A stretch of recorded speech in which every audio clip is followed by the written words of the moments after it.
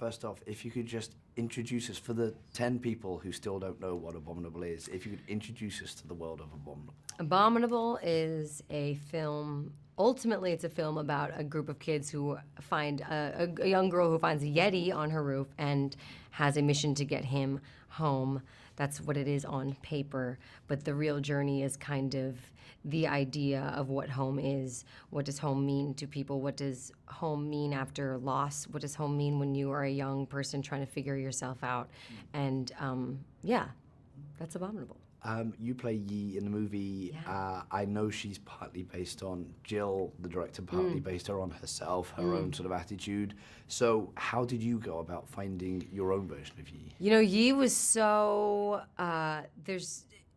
she's so similar to how I was as a child. I mean, I was such a tomboy. I was such like a busy bee, stubborn, creative, kind of independent kid who just wanted more out of everything. And it got me into trouble a lot in a similar way that it gets Yi into trouble, but she's the anti-princess. She's that she's the character for the girls who like watch princess movies and they're like, that's cool, I respect that, but that's not enough for me. I don't see myself in that, and that's what we have with Yi. Do you believe that Yetis exist, and would you want one hanging around if they do? Yes, Yetis do exist, and I do want one. So often in animated movies, you don't always get to act alongside the rest of the cast. Sometimes you're just in a booth doing your thing. I have seen footage of you and Albert and Tenzing doing some scenes together, 1 or 2 scenes together. How much fun is it to actually get to just be there with the gang and just... We actually, I guess that was more of like, this is what it would be like. But we actually did film it separately. We did voice I did 99% of the film with Jill, actually. Me and Tenzing did one scene together where we really, in the bamboo forest scene. But it was a really interesting practice of imagination, and it was incredibly exhausting, actually. Like, you're doing a lot of vocal work, and you're making up for the lack of wardrobe, like set, you know, like making eye contact, like being in that scene in the nitty gritty with another actor, the way that you are on live action sets, but you are also stripped of this vanity aspect of not having to worry about hair being in your face, of your makeup or anything like that. You get to be 100% that character in a specific way. And that was an incredible experience, yeah. So are you ever tempted to just show up in your PJs and be like, hey, just got my coffee, I'm rolling in? Everyone says that. I would never show up to DreamWorks in my pajamas. I'm like, who are these professionals showing up in their pajamas? I'm like, I always gotta have to, like, cause like DreamWorks is like an incredible company and they have like an incredible campus. So I was always like wildly intimidating walking into their massive like studios. It's like a beautiful, beautiful place. So I don't think I'd ever show up in PJs, but like maybe, I don't know. What is it like now? I know Everest has a voice. He Yes. does have a voice, although he's much more of a creature of a voice than say Albert or Tenzing, people like that. How easy is it to act alongside or act with a creature you know doesn't really have that usual voice? Is there a trick to that?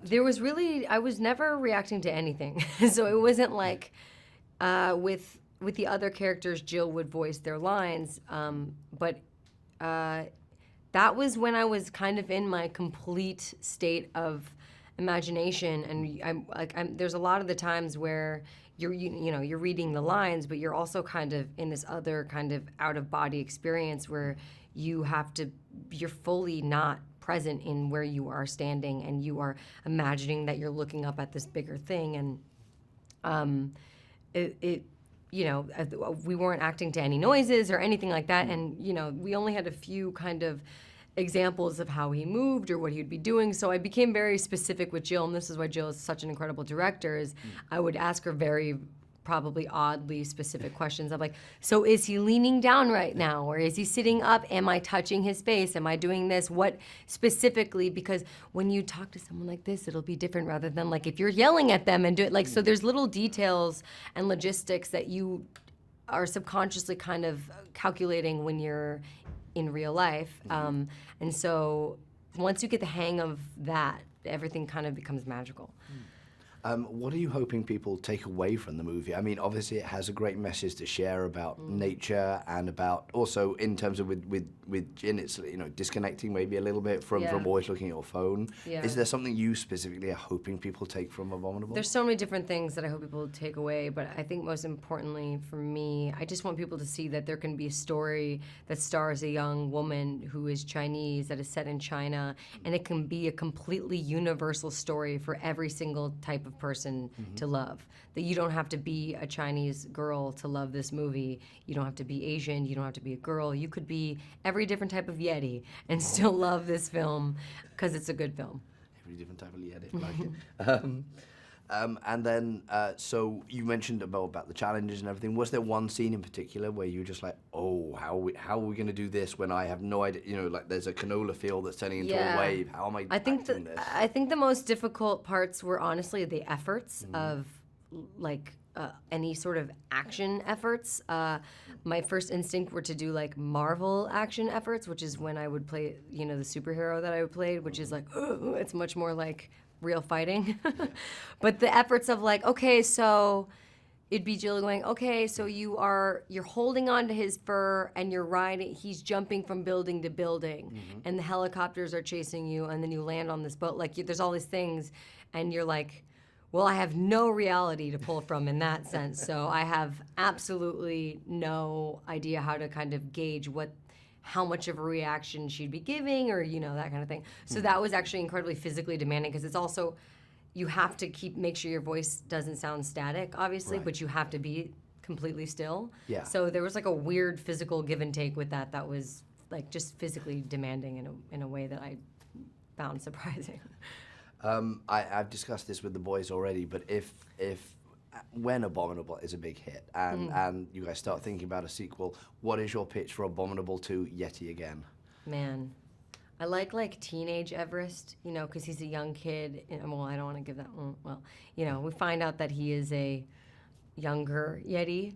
I love the idea of him being like a feisty little teenage Yeti. That could be really fun.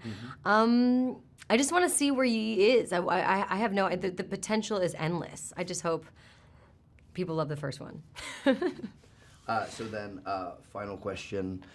If you could actually have a Yeti in real life, what would you be doing? Would you be going around to people that have wronged you and again like, look, here's this Yeti? I definitely wouldn't have a car, that's for sure. It would be just like, let's go there, let's go here. It would make me, because he's so magical, like, I mean, the possibilities are endless. It's crazy I don't have one yet.